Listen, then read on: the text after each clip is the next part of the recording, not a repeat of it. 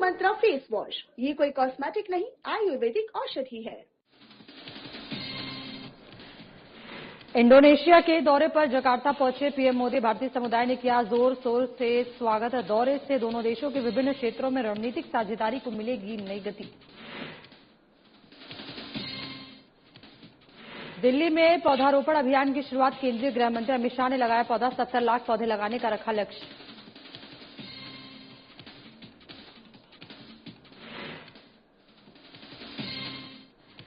रक्षाबंधन के मौके पर बहनों को मिलेगा दिल्ली सरकार का तोहफा। महिला समृद्धि योजना शुरू करने की तैयारी में सरकार। आर्थिक रूप से कमजोर पात्र महिलाओं को हर महीने मिलेंगे 2500 रुपए। दिल्ली सरकार ने बच्चों की सुरक्षा को लेकर किया बड़ा फैसला। 5633 स्कूलों में किया जाएगा बाल सुरक्षा समितियों का गठन। शिक्षकों और स्कूल स्टाफ को दी जाएगी पॉक्सो एक्ट की ट्रेनिंग। दिल्ली में एसआईआर अभियान का पहला सप्ताह हुआ पूरा। अभी तक किए जा चुके हैं 76,38,000 से ज्यादा एन्यूमरेशन फॉर्म वितरित। नई दिल्ली जिला फॉर्म वितरण में सबसे आगे।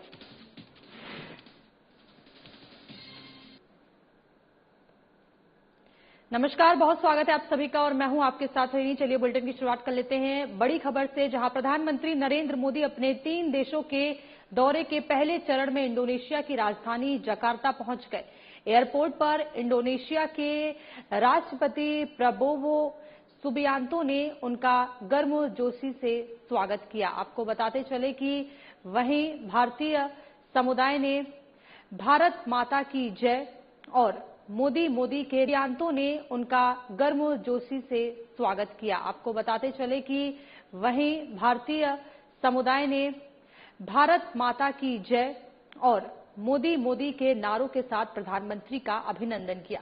प्रधानमंत्री ने कहा कि राष्ट्रपति प्रबोवो द्वारा किया गया स्वागत उनके लिए सम्मान की बात है और दोनों देश विभिन्न क्षेत्रों में अपनी व्यापक रणनीतिक साझेदारी को नई गति देंगे। मोदी ने कहा कि भारत और इंडोनेशिया के बीच गहरे सभ्यतागत और सांस्कृतिक संबंध है। भारत इंडोनेशिया संयुक्त प्रेस कॉन्फ्रेंस के दौरान उन्होंने क्या कुछ कहा, आइए आपको सुनाते हैं।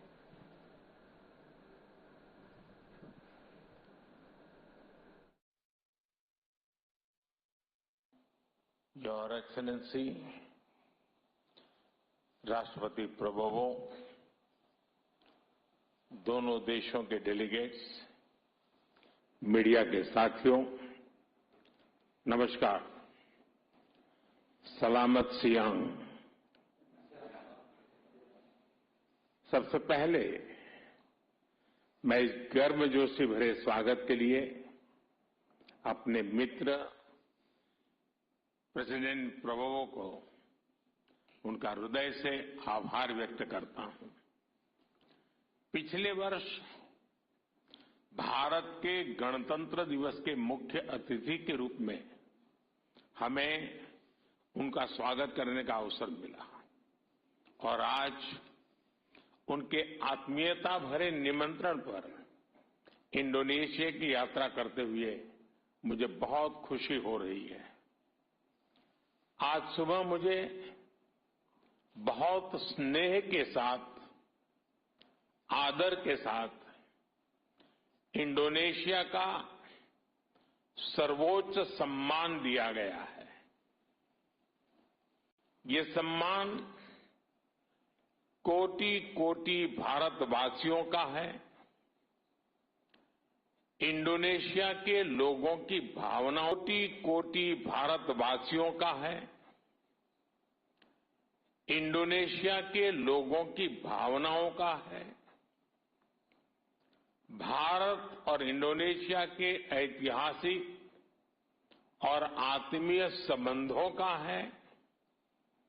मैं प्रेसिडेंट प्रबोवो जी, इंडोनेशिया की सरकार और यहां की जनता का हृदय से आभार व्यक्त करता हूं। फ्रेंड्स, बीते वर्षों में भारत और इंडोनेशिया के संबंधों में एक नई ऊर्जा, एक नया विश्वास और एक नई गहराई आई है। 2018 में बनी हमारी कॉम्प्रिहेंसिव स्ट्रेटेजिक पार्टनरशिप आज एक नई उड़ान ले रही है। हम डेवलपमेंट, सिक्योरिटी, टेक्नोलॉजी, कल्चर और एजुकेशन हर क्षेत्र में महत्वपूर्ण कदम बढ़ा रहे हैं।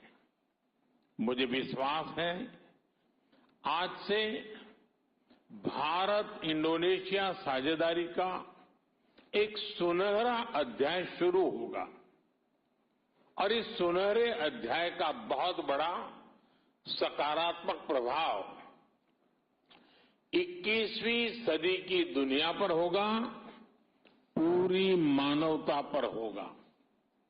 फ्रेंड, हमारे देशों के बीच बढ़ता विश्वास हमारी रक्षा, सुरक्षा और मैरीटाइम सहयोग को मजबूत कर रहा है। आज हमने डिफेंस एक्सचेंज, डिजास्टर मैनेजमेंट और इंडस्ट्रियल सहयोग बढ़ाने पर सहमति बनाई।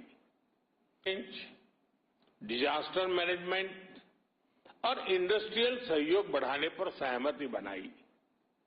अब हम दोनों देशों के कोस्ट गार्ड हिंद महासागर में मैरीटाइम सेफ्टी और सिक्योरिटी के लिए मिलकर काम करेंगे। दो करीबी मैरीटाइम देश होने के नाते हमने ब्लू इकोनॉमी, पोर्ट डेवलपमेंट और मैरीटाइम ट्रेड में आपसी सहयोग बढ़ाने का भी निर्णय लिया है। दिल्ली सरकार रक्षाबंधन के मौके पर महिला समृद्धि योजना शुरू करने की तैयारी में है। इस योजना के तहत आर्थिक रूप से कमजोर पात्र महिलाओं को हर महीने 2500 सीधे बैंक खाते में दिए जाएंगे। योजना का शुभारंभ 28 अगस्त को हो सकता है और इसके लिए ऑनलाइन पंजीकरण पोर्टल और पात्रता नियम तैयार है। बजट 2026-27 में 5110 करोड़ का प्रावधान किया गया है। अनुमान है कि 20 से 22 लाख महिलाओं को इसका लाभ मिलेगा।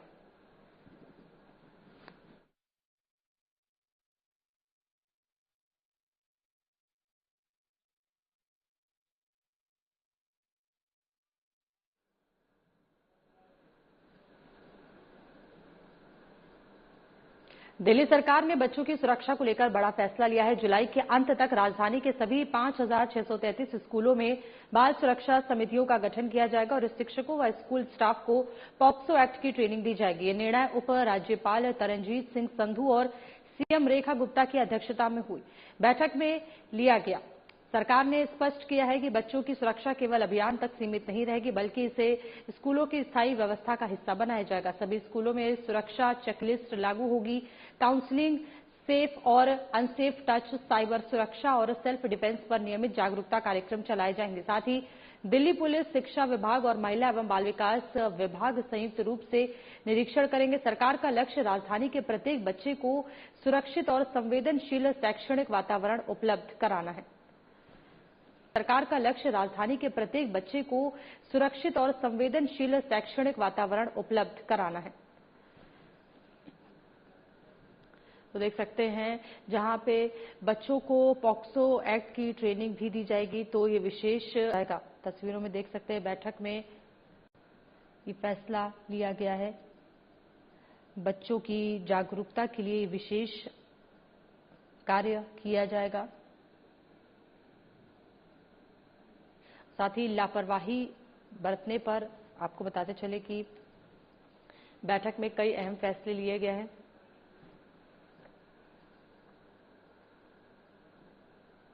दिल्ली में वोटर लिस्ट के विशेष गहन पुनरीक्षण एसआईआर अभियान का पहला सप्ताह पूरा हो गया है। 30 जून से शुरू हुए घर घर सर्वे के तहत अब तक 76,38,000 से अधिक एन्यूमरेशन फॉर्म वितरित किए जा चुके हैं, जो कुल 1.45 करोड़ मतदाताओं का करीब 52.64% है।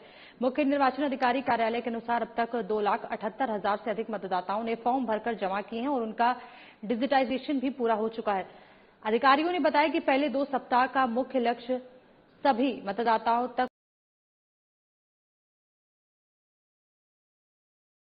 के अनुसार अब तक 2,78,000 से अधिक मतदाताओं ने फॉर्म भरकर जमा किए हैं और उनका डिजिटाइजेशन भी पूरा हो चुका है। अधिकारियों ने बताया कि पहले 2 सप्ताह का मुख्य लक्ष्य सभी मतदाताओं तक फॉर्म पहुंचाना है, जबकि तीसरे सप्ताह से फॉर्म जमा कराने और डिजिटाइजेशन की रफ्तार बढ़ाई जाएगी। ये अभियान 29 जुलाई तक चलेगा। मतदाताओं की सुविधा के लिए विभिन्न क्षेत्रों में विशेष शिविर लगाए जा रहे हैं और ऑनलाइन फॉर्म भरने की सुविधा भी उपलब्ध कराई गई है। नई दिल्ली जिला फॉर्म वितरण में सबसे आगे है।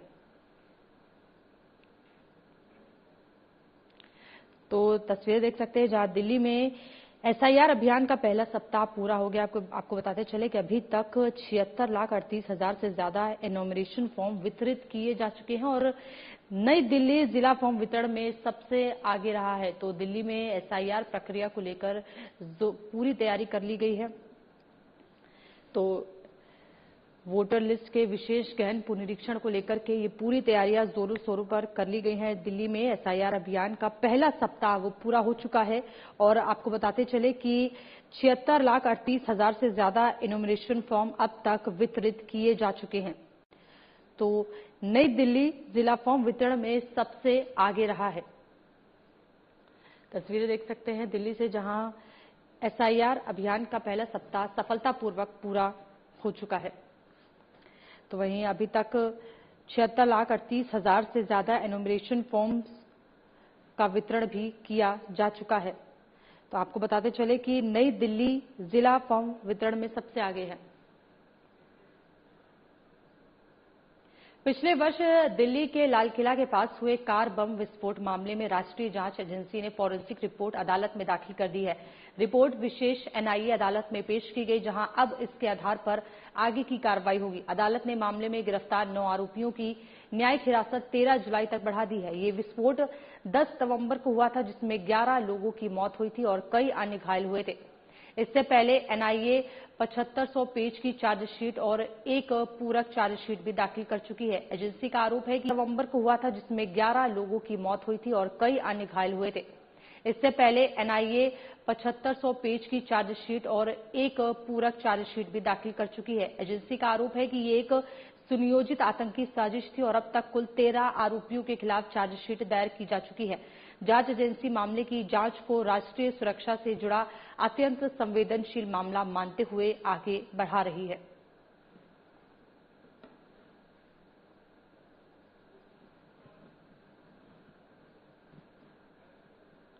तो दिल्ली बम ब्लास्ट मामले में ये बड़ी कार्रवाई की गई है। तो दिल्ली में हुए बम ब्लास्ट के मामले में एनआईए ने ये बड़ी कार्रवाई की है। आपको बताते चले कि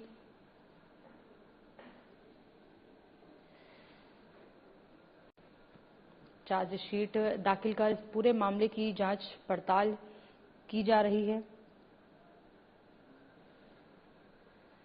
तो दिल्ली में हुए ये बम ब्लास्ट मामले में एनआईए ने बड़ी कार्रवाई की है। आपको बताते चले कि पूरे मामले की जांच पड़ताल की जा रही। बताया जा रहा है कि पूरी तरीके से सुनियोजित योजना के तहत हुआ। केंद्रीय गृह मंत्री अमित शाह ने दिल्ली के सेंट्रल रिज स्थित प्रेसिडेंट बॉडीगार्ड कैंपस में बरगद का पौधा लगाकर दिल्ली सरकार के पौधारोपण अभियान की शुरुआत की। इस अवसर पर केंद्रीय मंत्री भूपेंद्र यादव, मुख्यमंत्री रेखा गुप्ता, मंत्री प्रवेश वर्मा और मनजिंदर सिंह सिरसा भी मौजूद रहे। सभी ने पौधारोपण कर पर्यावरण संरक्षण का संदेश दिया। इसके बाद नानकपुरा रिज और आरके पुरम के सेंट्रल पार्क में भी पौधारोपण कार्यक्रम आयोजित हुआ।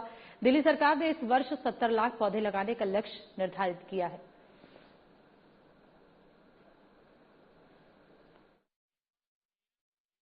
कार्यक्रम में आए हुए सभी ग्रीन दिल्ली के लिए, हरित दिल्ली के लिए संकल्पवान भाइयों बहनों को मेरा राम राम प्रणाम। मित्रों, आज एक प्रकार से राम प्रणाम। मित्रों, आज एक प्रकार से कई सारे कार्यक्रम यहां पर एकत्रित तरीके से एक ही मंच से किए गए। हाई सिक्योरिटी प्रिजन नरेला का शिलान्यास किया गया। स्वचालित वाहन टेस्टिंग सेंटर का लोकार्पण किया गया। 3 नवनिर्मित डेपो का लोकार्पण किया गया। 300 इलेक्ट्रिक बसों के परिचालन का शुभारंभ किया गया और सबसे बड़ा जो आज के कार्यक्रम की आत्मा है, हमने रीच का पुनर्जीवन करने का, फिर से एक बार रीच को हरी करने का कार्यक्रम आज शुरू किया। मित्रों, ये सारे कार्यक्रम दिल्ली को विकसित बनाने के एक ग्रांड मास्टर प्लान का हिस्सा है, परंतु आज मैं रीच के लिए जरूर बात करना चाहूंगा। मैं बहुत सालों से दिल्ली में आता हूं, एयरपोर्ट से आते हैं और दिल्ली में घूमते हैं तो कई जगह पे रीच दिखाई पड़ती है। रीच के अंदर जहरीले बबूल और कंटीले कई प्रकार के वृक्ष दिखाई पड़ते हैं, जो देखने में तो हरित दिल्ली का भ्रांति खड़ा करते हैं, मगर हमारे पर्यावरण के अनुकूल नहीं। दिल्ली में 1994 में 7,784 हेक्टर रीच को इंडियन फॉरेस्ट एक्ट के तहत अधिसूचित किया गया। हेक्टर रीच को इंडियन फॉरेस्ट एक्ट के तहत अधिसूचित किया गया, परंतु इसकी फाइनल अधिसूचना 30 सालों से नहीं निकली थी। मैं रेखा जी को बहुत बहुत बधाई देना चाहता हूं।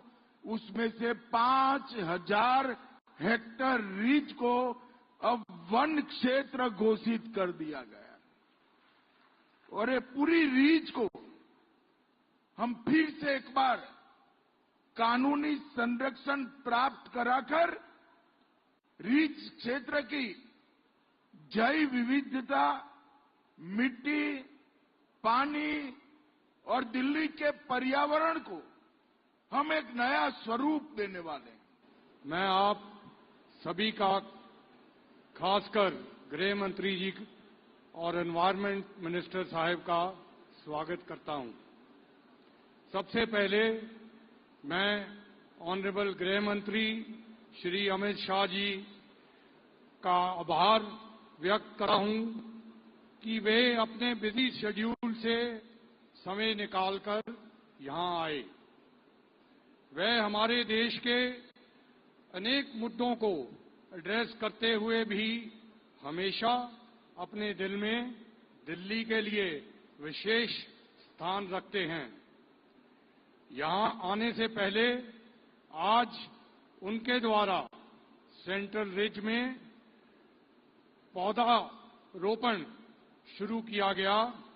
मेगा प्लांटेशन ड्राइव दिल्ली की एनवायरमेंटल जर्नी में एक डिफाइनिंग मोमेंट है।